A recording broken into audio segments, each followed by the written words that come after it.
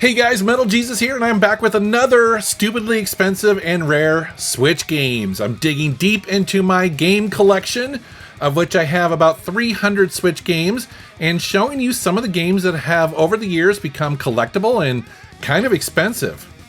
Now, I want to let you know I'm not a reseller, I'm a collector, and so I don't really follow the prices of these things, and kind of like you, I am sort of surprised to see how kind of valuable some of these games are. And I find it handy watching videos like this because you never know what you're going to find when you go out to a garage sale or a thrift store or a retro gaming store or a pawn shop. It's good to know what games are collectible, right? And so in this video, I'm going to share with you 10 games that are going up in price. And with that said, let's take a look.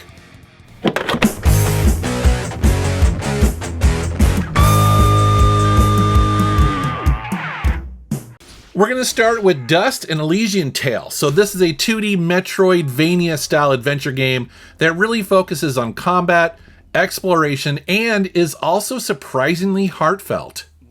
This was originally released on the Xbox Live Arcade back in 2012, but then it was later ported to the PC, the PlayStation, and the Switch. And what amazes me the most about this is that I guess it was created by a single developer, which, you know, makes the quality and level of polish of this game pretty impressive. I especially like the gorgeous hand-drawn art style here. It just looks like an animated movie at times. Also, the combat is real-time and has tons of combos to pull off, especially when you're surrounded by waves of enemies.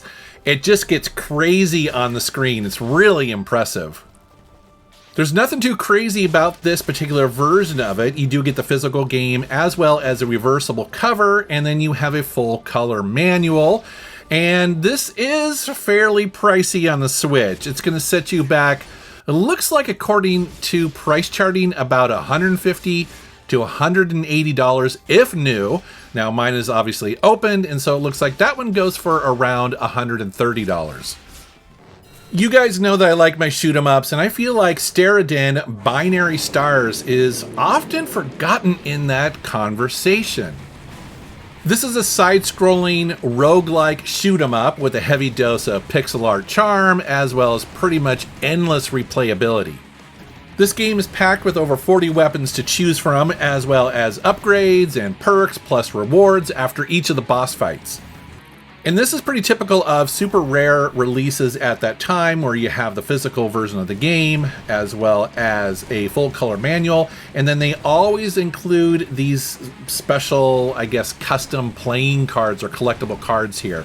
So this version of it will set you back $160 if it's open like mine, but then you can bump that up to around $200 if you happen to have an unopened copy. So yeah, another kind of pricey Switch game.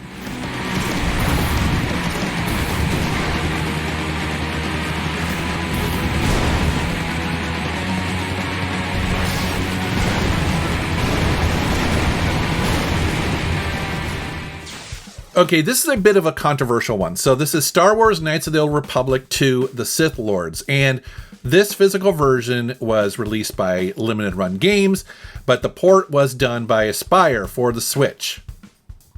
This is a beloved yet flawed game when it was originally released back in 2004. It just felt kind of rushed and unfinished, and so a lot of people, myself included, were kind of hoping that we would get the restored content DLC that's been on the internet for a while now.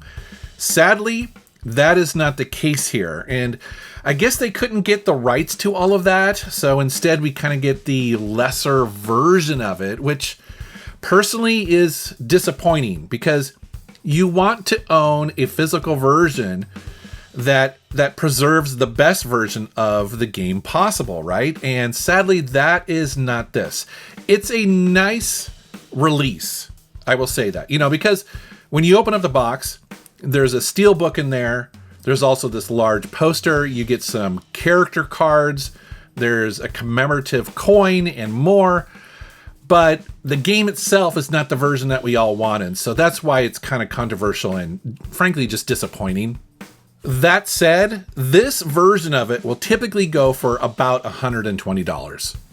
Moving on to a game that is not disappointing. As a matter of fact, I was kind of surprised by it, as a lot of people were. That is Tinykin. This is a really charming 3D puzzle platforming game that kind of blew me away when I first played it. It's way better than you would expect. You play as Milo, who is a scientist that crash lands on Earth, who is tiny, hence the name of the game here, and the world around you is huge. And then you end up recruiting these creatures that have their own abilities based on their color. This is kind of a mix of Pikmin and maybe Chibi Robo, as well as a little bit of Katamari Damacy in here because of that perspective that you have in the game. It's very unique. And so the physical version is going to set you back about $120 to maybe $140, depending on if it's sealed or not. And the only thing I can think of is maybe not a lot of people bought this when it was announced, and now people are just finding out how fun this game is and they want a physical copy. I'm not really sure.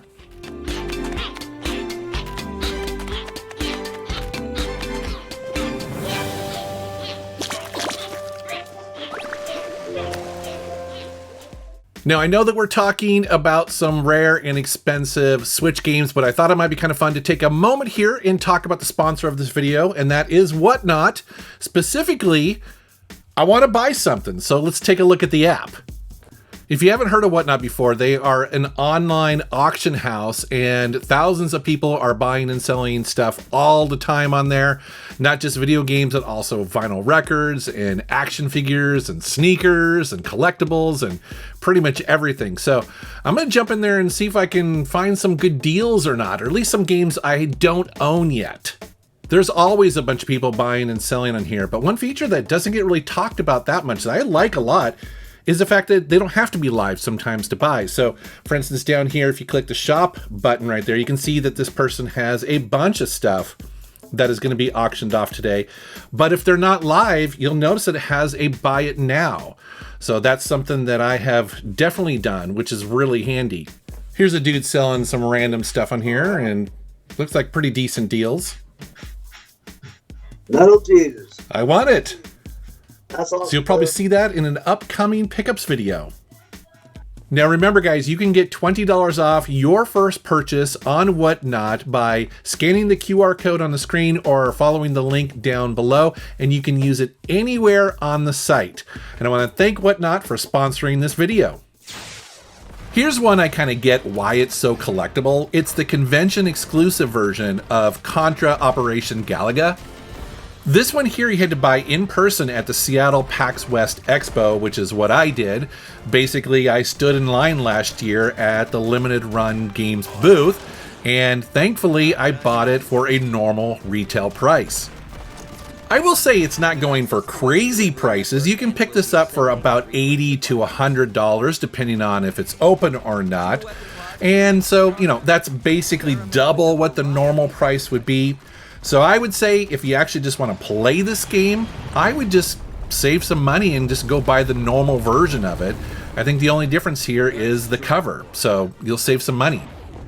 Here's another game that I'm not quite sure why it's going for so much money, and that is Haak.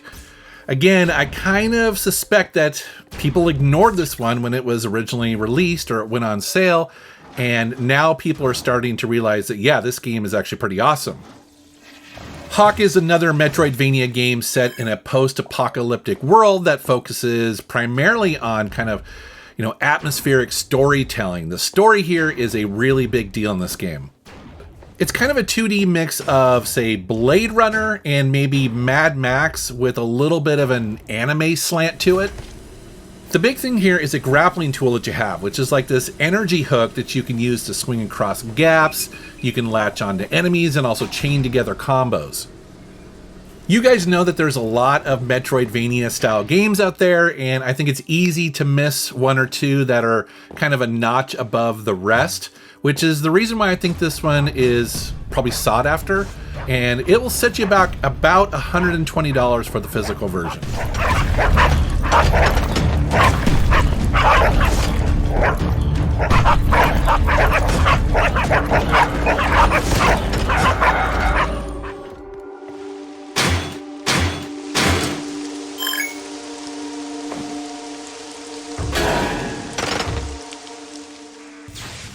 Here's a game I'm pretty sure I know why it's so hard to find and why it's expensive, and that is Stern Pinball Arcade.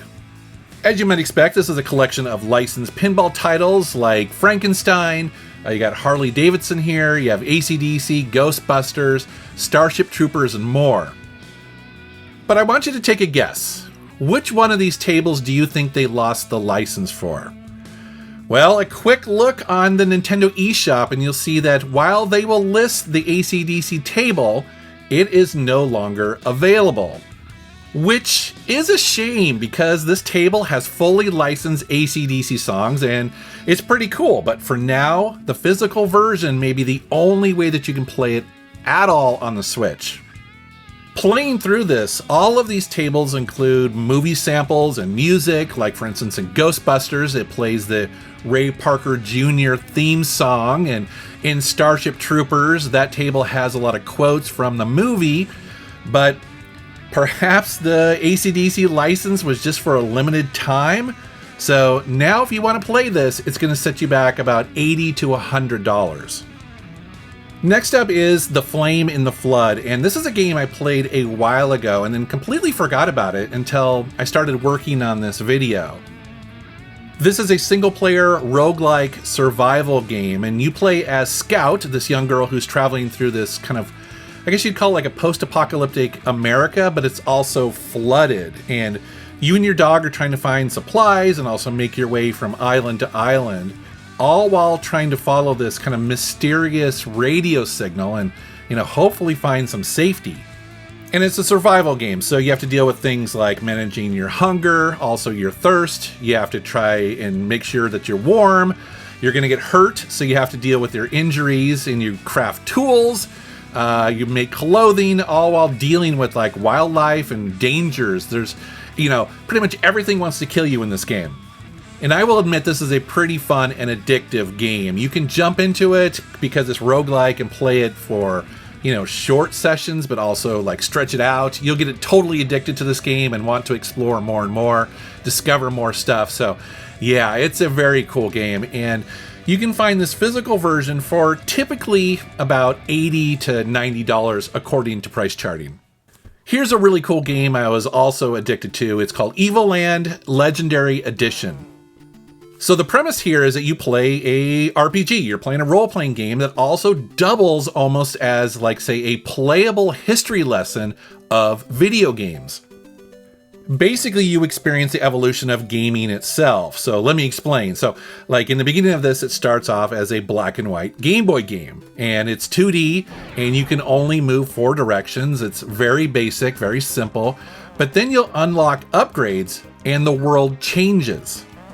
For instance, 1 minute you're swinging a sword almost like a 16-bit Zelda-style game, and then next you are evolving into like a full-blown Final Fantasy, turn-based battle system, and then it'll go on and kind of plays almost like Diablo.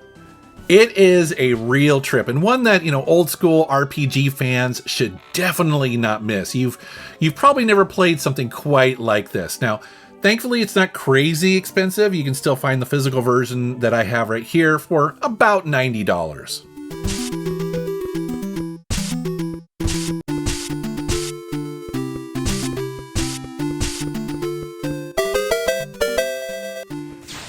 Blazing Chrome. So here's one that I kept new and sealed because, well, I played it digitally long before a physical version was ever released.